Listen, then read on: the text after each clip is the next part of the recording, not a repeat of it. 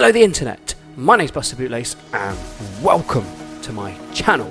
It's been about 3 weeks since my last video went up because I had a week in Poland with all the travelling, and then when I got back I had my mum and my sister visit. So I've done a bit of editing here and there. Oh, and there's the Rock of Gibraltar, and one of the most dangerous runways on the planet apparently, because all the traffic has to stop so the plane can cross the road. It's really quite weird if you have to walk across it or drive across it. A bit weird, but yeah, anyway, so when I was in Poland I went to Krakow.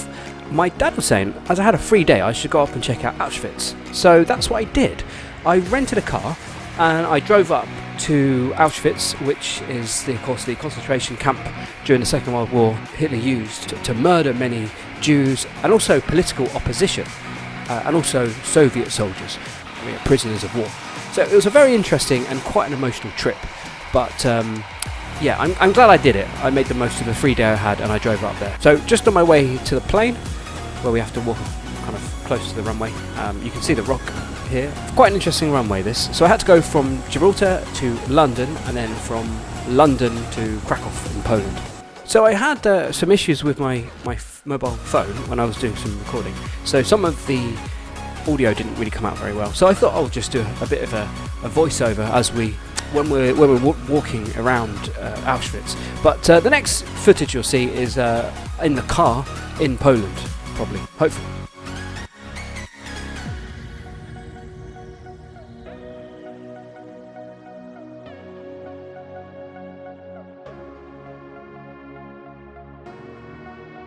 So yeah, this is the part where the mic kind of didn't work properly, but anyway, I was just about to get my stuff together. I think this was the evening when I got to the hotel in Krakow, and the next day will be where we get into the rental car and take our drive to Auschwitz. We're in the Toyota Corolla in Poland. They gave me a free upgrade because I think they ran out of I think was it the Golf sort of size hatchback I chose originally, but I think they ran out, so they upgraded me to the Corolla, a 1.3 with a whopping 98 brake horsepower. And it's pretty cool because the hotel that I'm in is right next to quite a interesting Soviet building, which is an interesting looking sort of Soviet looking building. Look, it's like very interesting. Can't really see much of it, but anyway, it's time to go to Auschwitz. I'm in Poland for work, and today's a free day, so just the way the flights worked, and so we're going to go to check out Auschwitz, which is about an hour from here. So I think we should go and have a look. Let's see what this baby can do. Right, so let's have a little drive around Poland. Sally, I'm calling her Sally. Where are we going, Sally? Right, okay. Let's see what this 98 brake horsepower can do. Right, are you ready? Are you ready? Are you ready? Are you ready? Go, go, go, go, go. Continue straight. Okay, so we are in Poland, and it's the first time I've ever driven in Poland, so I'm sure it'll be fine. And also the first time I've driven a Toyota Corolla as well, but I'm sure it'll be fine. So we've got about an hour to drive. 400 meters, turn right. In 400 meters, turn right. Okay, we're going right here, I think. Yeah, so it goes right actually for a 1.3. Oh dear, I think we're in rush hour, I think. Yeah, I've chosen rush hour to drive around, but I wanted to get to Auschwitz as early as possible so we can go and check it out.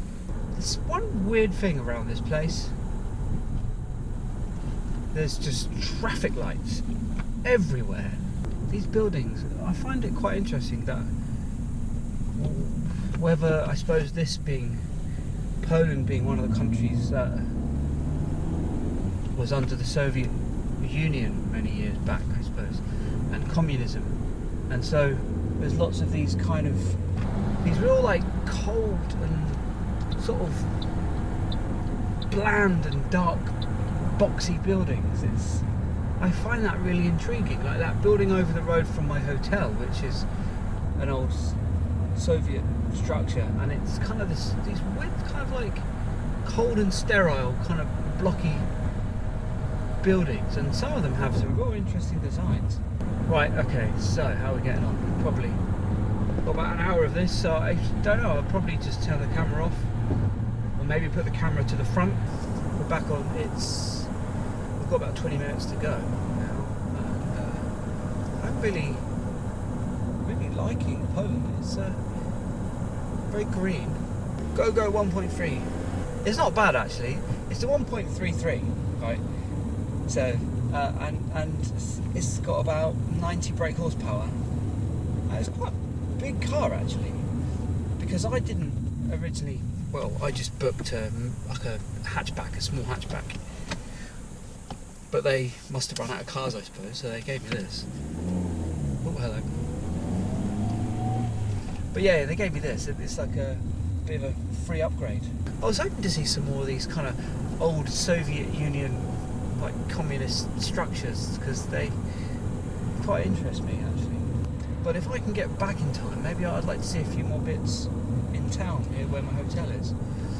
But it depends how long. I really don't know what to expect.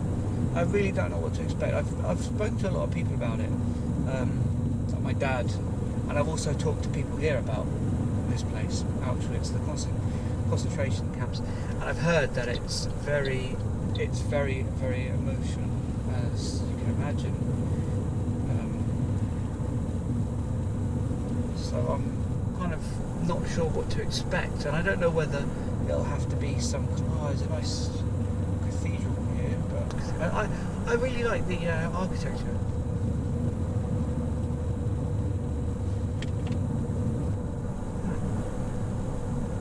Right.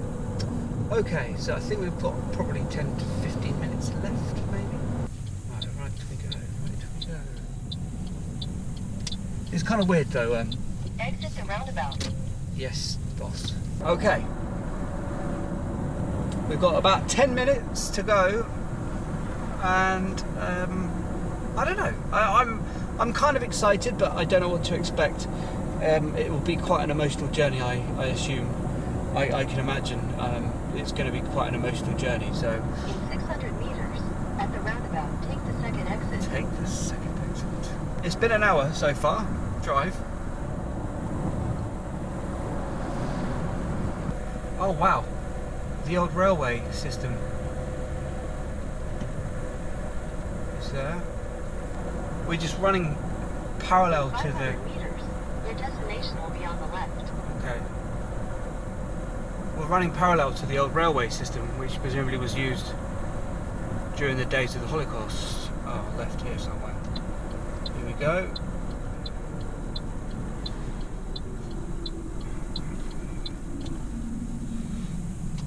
What, you're telling me to go this way? Thank you. Head west. In 200 meters, turn left. There we go. Head south. In 100 meters, turn left.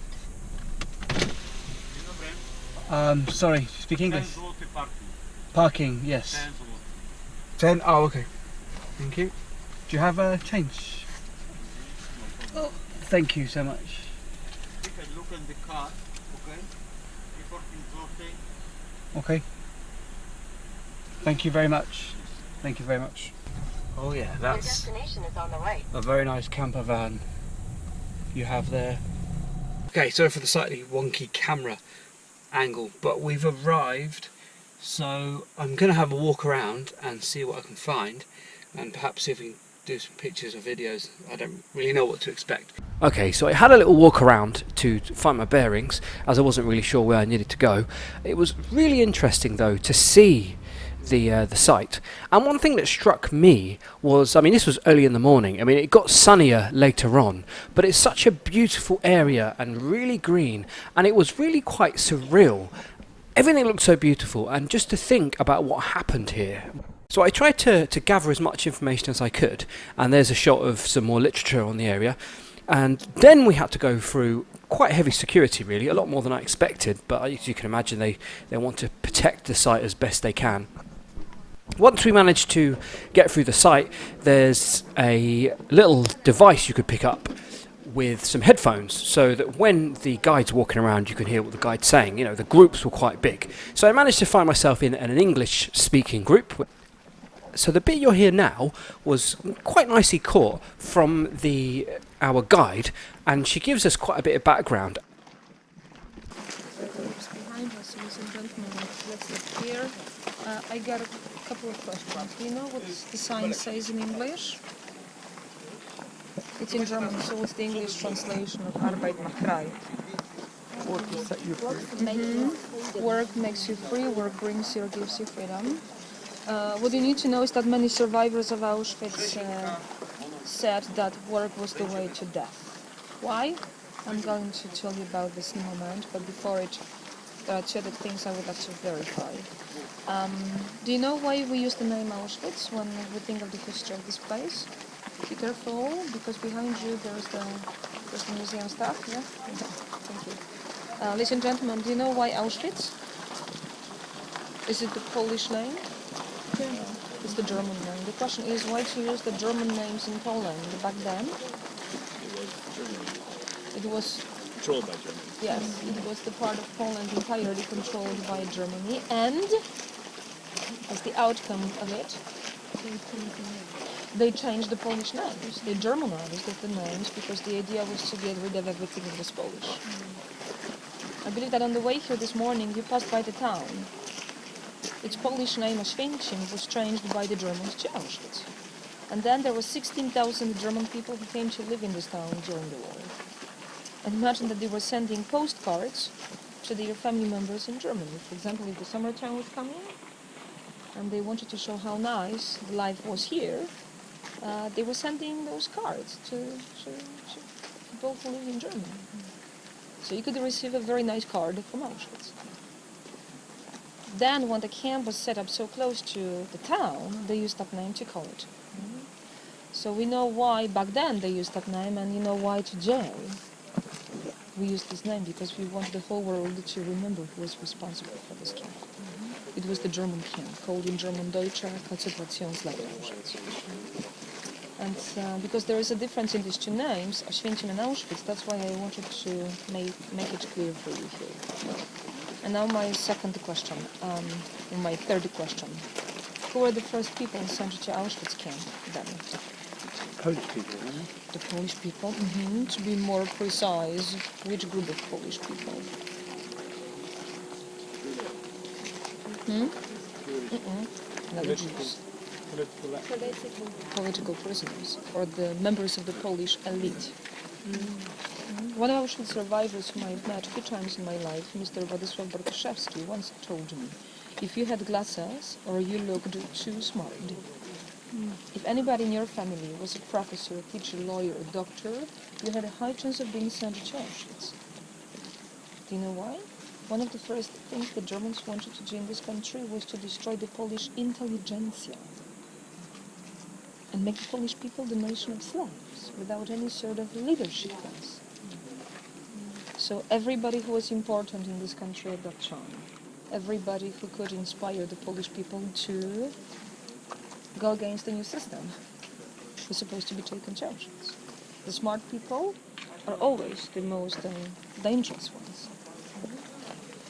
Ladies and gentlemen, when in June 1940 the first Polish political prisoners came here, believe me, nobody was talking about the killing of Jews in Auschwitz.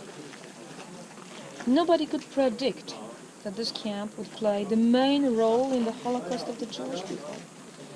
The final solution to the Jewish question came later, in 1942. So please remember that it was supposed to be just a small camp for the political prisoners. So you won't be surprised if it sucks. So just like that, we were on our way in, and you can see the sign here, the work sets you free, as she explained. And walking in through the perimeter, and you could see the security and the barbed wire, and it was a real eerie feeling to step in to Auschwitz, the camp. So this is Auschwitz 1, and there are a number of concentration camps around. But we got to see Birkenau, Auschwitz 2, as well, but there'll be some pictures of that later on.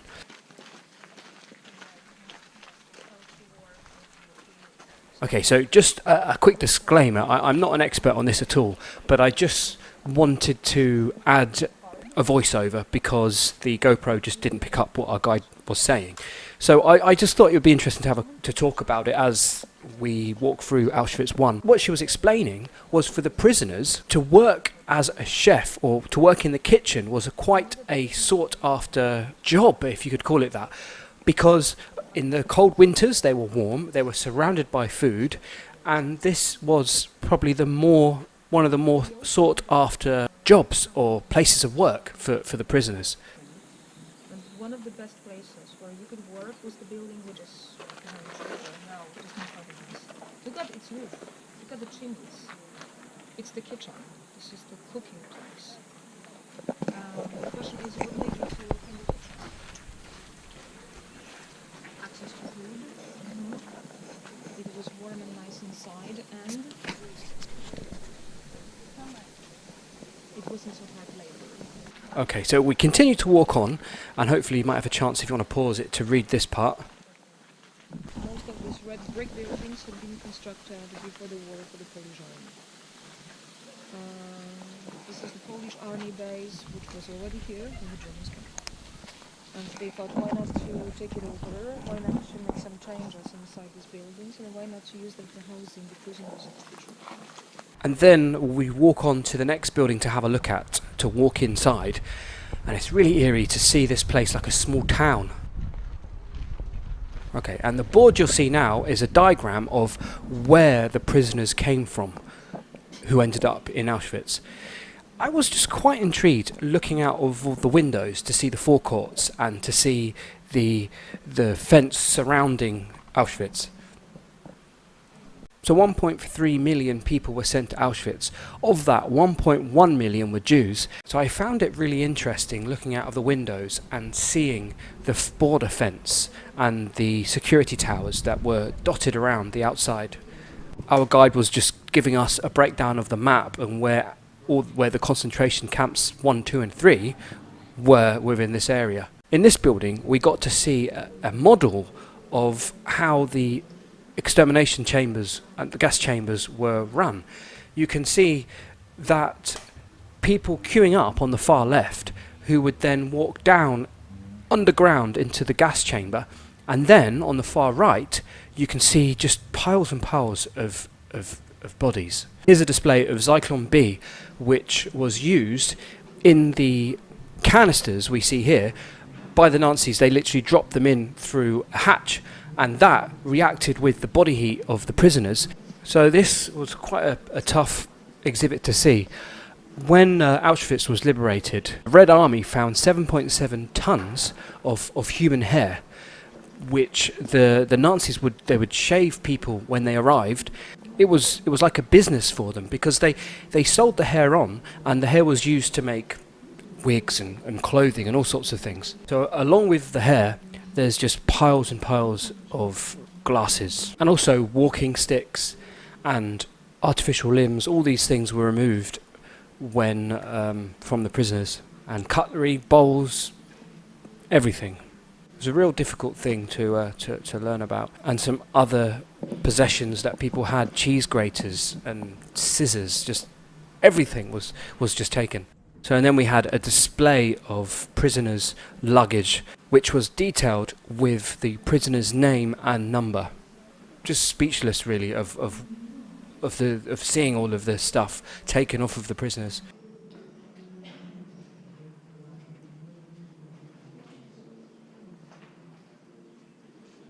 And then we had a display of shoes, footwear taken from the murdered prisoners.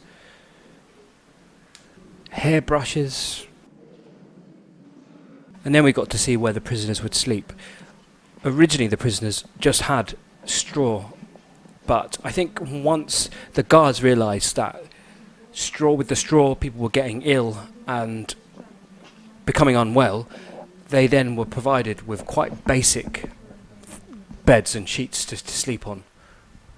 So you can see the straw there, and the toilets. Just as we continue to walk through the display of how life was in the camp, and what was really difficult to see was just all of the mugshots of all the prisoners. And now you can see the washrooms. And then I believe that these were the guards' quarters, which you can see were just so much better fitted than, of course, for what the prisoners had to deal with. So we then got to Block 11, which was purely designed to torture and murder prisoners. This was a tough situation, quite an emotional thing to do, to walk through Block 11 and to know what went down and what happened to people. You can't really see a lot because it was all very dark, but you could see the very small rooms where prisoners were kept. And all of this was underneath the block. You could see through some of the peepholes where some of the prisoners would have been kept. And then between the 10th and the 11th block was the death wall, where prisoners were stood and executed by a firing squad.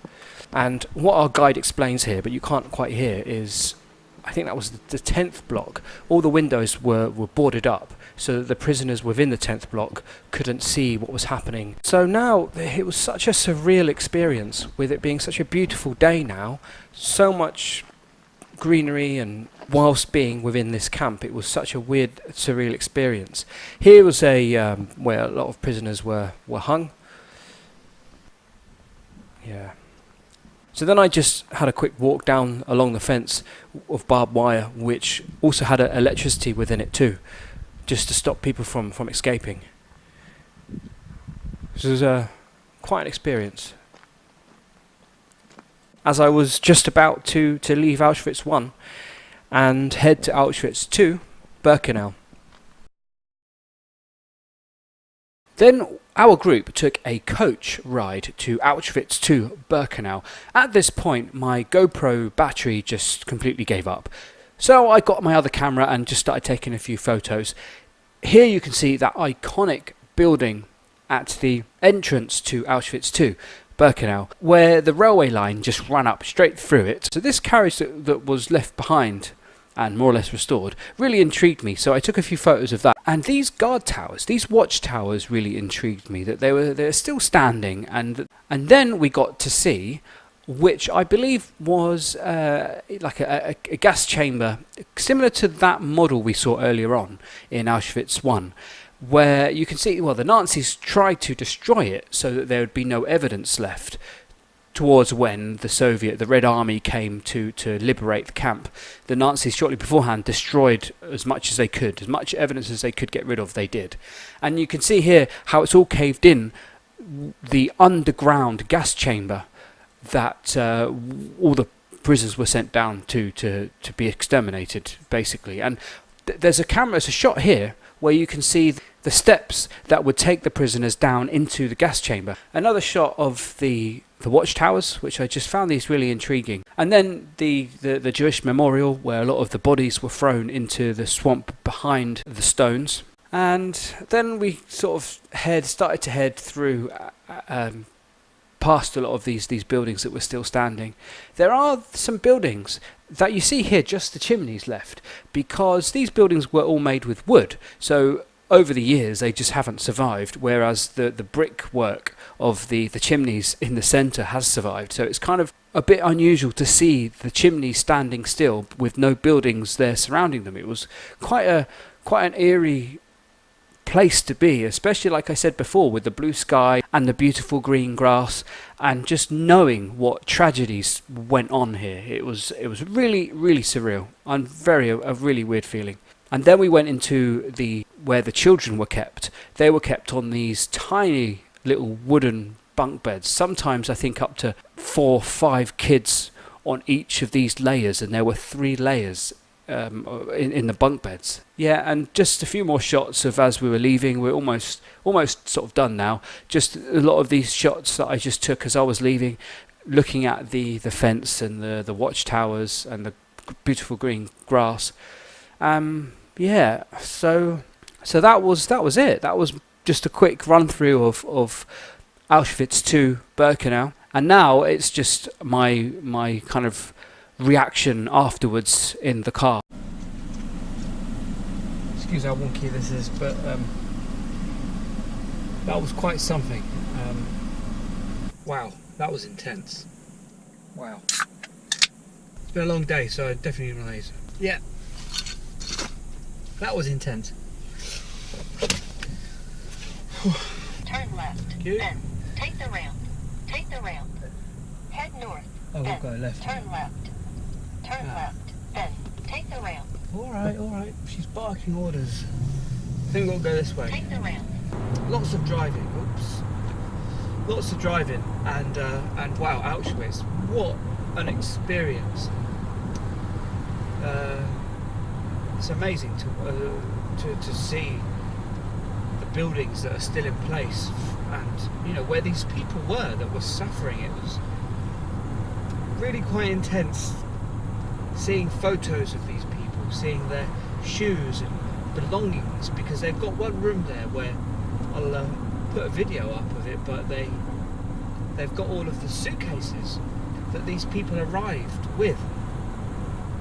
And you can see all these photos of people arriving in Auschwitz with their posh jackets on and sunglasses, because they had no idea what was about to happen to them. It was